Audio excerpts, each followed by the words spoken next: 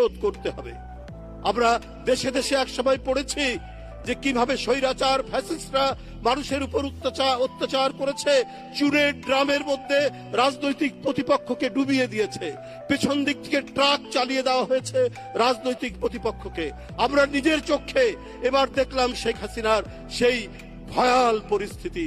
সন্তানকে মায়ের কোল থেকে, স্বামীকে তার স্ত্রীর কাছ থেকে অথবা সন্তানের কাছ থেকে ধরে নিয়ে গিয়ে পাট খেতে, ধান খেতে, বাঁশঝাড়ের মধ্যে কিভাবে গুলি করে ফেলে রাখা হয়েছে, কিভাবে ধরে নিয়ে যাওয়া হয়েছে ইলিয়াস আলীকে, কিভাবে ধরে নিয়ে যাওয়া হয়েছে হুমায়ুন পারভেজকে, কিভাবে ধরে নিয়ে যাওয়া হয়েছে সাইফুল ইসলাম হিরুকে, জাকিরকে, সুমনকে, আর কত নাম বলবো। এই নাম বললে অনেক সময় চলে যাবে।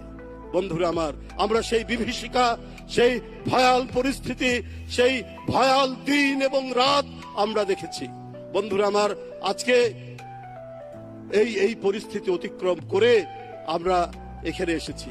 একটা যে কথা বলবেন, নিজের কথা, তারেক রহমান সাহেব এটাও নিষিদ্ধ করেছিল শেখ হাসিনা। তার রাজনৈতিক প্রতিপক্ষ রাখতে চায়নি, নিশ্চিহ্ন করতে হয়েছে। দেশনেত্রীকে একটা ভগ্ন স্তূপের মধ্যে বন্দী করে রেখেছিল, চিকিৎসা দেওয়া হয়নি, তাকে ঠিক মতো তাকে খাওয়া দেওয়া হয়নি, তাকে ঠিক মতো তার যে একজন বন্দীরও যে মানব অধিকার থাকতে হবে বেগম খালেদা জিয়ার, সেটা দেওয়া হয়নি। একদিকে তারেক রহমান সাহেবের তার কণ্ঠের আওয়াজ নিষিদ্ধ,